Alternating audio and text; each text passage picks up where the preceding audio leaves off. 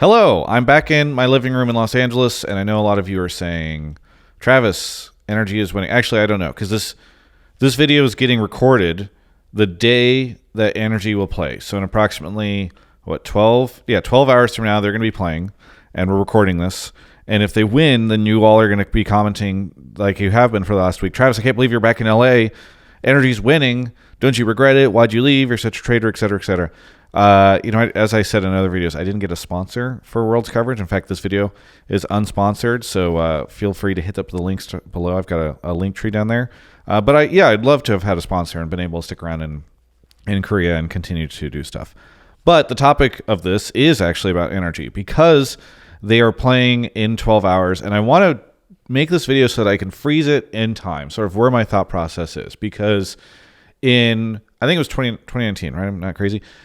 Team Liquid made finals of MSI, and the fact that they did that, everybody freaked out. It was such a big moment. People were all really excited for North America, and then they just got annihilated and embarrassed. And I think it did a lot to damper just the mood around that. And we've sort of moved on. We forget that it happened. In fact, if anything, it's more of like an embarrassing thing rather than like, oh my God, they made finals.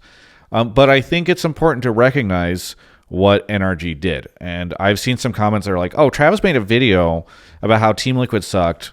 He didn't make this video. Yeah, I've been traveling. I was in Salt Lake. I couldn't make this video till now. But it's good though, because now we get to freeze it in time right before the start of their matches in just a little bit of time. So what's the takeaways from what happened? Well, NRG smashed G2 in a 2-game result, right? They didn't even go to the third game. And that was really awesome for a number of different reasons. One, obviously we have the NA-EU rivalry. Like, it's so cool that the North American team qualified in when we have just sucked compared to EU for a long time. And I don't necessarily mean like, oh, our results have been so dramatically worse. Oftentimes, quite frankly, they're performing only slightly better than us. But there have been so many times like that match where, hey, if we can just beat EU, we can go through. And then they foil our plans yet again, like the villainous individuals that they are. If you're watching from Europe, I know you're a villain. And the fact that we were able to do this once was awesome. And I really like the G2 players, and so it's not like I have any grudge or anything against that org, but just the fact that it was first seed, we were able to take them out, and that's what secured us a berth into the quarterfinals, I think it was really big. But I think the other thing that is really cool about this was that it wasn't a super team. This was not some team where a GM had acquired somebody from a world championship team or from a regional championship team and brought them over here and combined them with some other superstar player and some other player that's been here for a long time but is, also a world champion or something along those lines. I'm not trying to single out Team Liquid in this, but there's just been so many times where roster building methodology in North America for a long period was just, hey, go get the best players from other regions and then try to do basically damage control in these other positions with North American talent, or get double lift or something.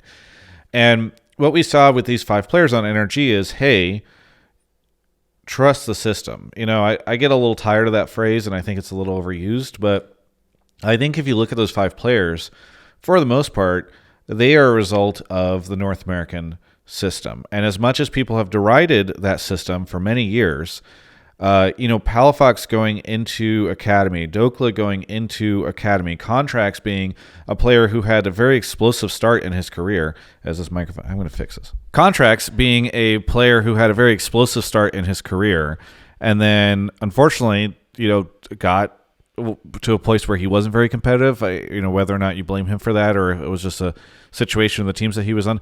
The fact that he was able to go down to that system and climb back up is remarkable. And I think a testament to the North American system, which, while I don't think is perfect and certainly has flaws, has revealed that, hey, this is one of our best performing teams.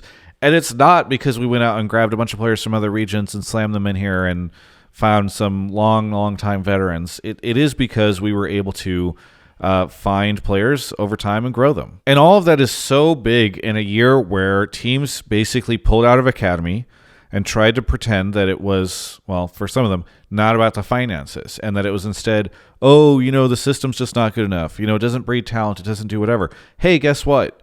Like, this team beat all you guys in summer and then went off and outperformed you at Worlds. And so I think that is a really big moment. Now, do I believe GMs will learn any lesson from it? Probably not, which is really depressing. But I think it's huge, and I think it's worth recognizing right now. Now, I know that some people watching this video have probably already rushed to the comments and left some pithy remark about the path that NRG took to get here, right? Like, oh, they didn't have to beat any Asian teams or anything like that, any LPL, LCK teams to get through. And rather than spend the next 3 minutes explaining that, I'm just going to have Drew splice in this part of Mark talking about it on Hotline League, because I think he does a pretty good job of dismantling this. But like, when no one's playing individually bad and they have a good draft and they are able to like actually see the game the same way and all going for the same plays, they're really, really fucking good. Like, actually best in the West, no cap, no G2. Like, I think G2 underperformed that series, and we'll get into that, I think, a little bit with a G2 take later. But like, when NRG is playing their best, they literally probably beat everyone in the West. And that's exactly what happened. And anyone who thinks differently probably didn't watch enough NA. If you don't think that NRG, when they're playing well, are legitimately one of the best teams, you're actually trolling.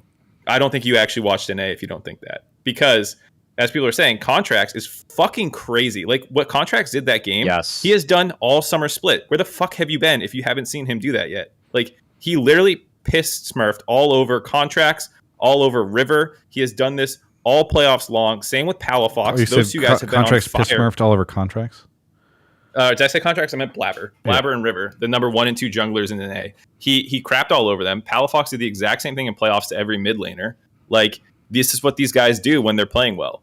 That's not to say that they always do it. Like I said, they're a very variable team based off all these factors. But like, when they're on, they absolutely clap cheeks. They're the best mid jungle duo in the West. Now, I do want to say that, especially as we're talking about North American talent and teams importing from other regions, there's already rumors that Immortals is going to bring in Mask, who is a player from another region, and I think it was reported by Sheep Esports, so you can go check out their report on it if you want to. But I do want to clarify that if you are frustrated by teams not learning the lesson from NRG's performance this Worlds, to not take it out on the individual players that are coming over, I think the worst fucking thing in the world would be if we become a fan base where whenever a player comes from another region, we shun them, we get frustrated, we get angry, we are rude to them or anything like that. If a player comes over here, I'm going to root for them and want them to succeed. That does not mean that I'm not going to be frustrated with teams that refuse to learn any lessons and continue to think that the only path to success, or certainly the primary one, is to import players from other regions and then, quite frankly, often not keep them in the system. Again, I'm not against importing players. I'm against the way in which the region currently imports players, which is by bringing them over for a year and then sending them back afterwards. So I just wanted to flag that. And I hope that all of you are going to be frustrated at the teams if you are frustrated, not at the players, because I think that's important. Now, while I did say that I think there's a very good chance team owners and GMs do not learn this lesson from NRG, the same way they didn't really learn it from EG previously or some of these other rosters that have found success building this new style, I think there's an irony in the fact that we might see more teams like NRG pop up, where because of the budget constraints that we've talked a lot over the course of the last couple months on this channel, teams are not able to go out and build a super team. They might try to do like the import thing from other regions where they import a budget player. I don't know. We'll see what happens. But my biggest concern is, like, NRG had a really great coaching staff. They had a really great system in order to develop this talent over time. And it was put in place, I think, originally when Greg Kim went over to CLG, rest in peace. And they were able to start to get these players to a good place to make them competitive, etc.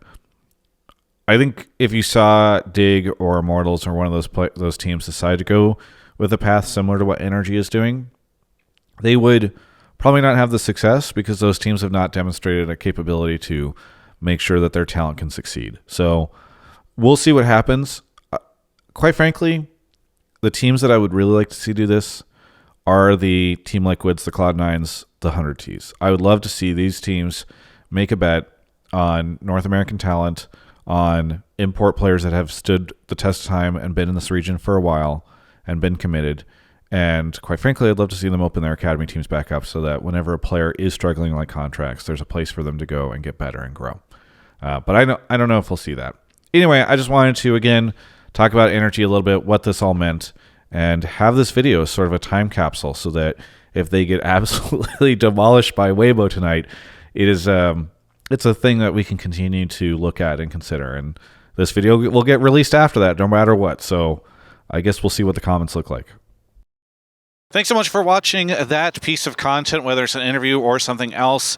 I couldn't be here at Worlds without you because I don't have a sponsor.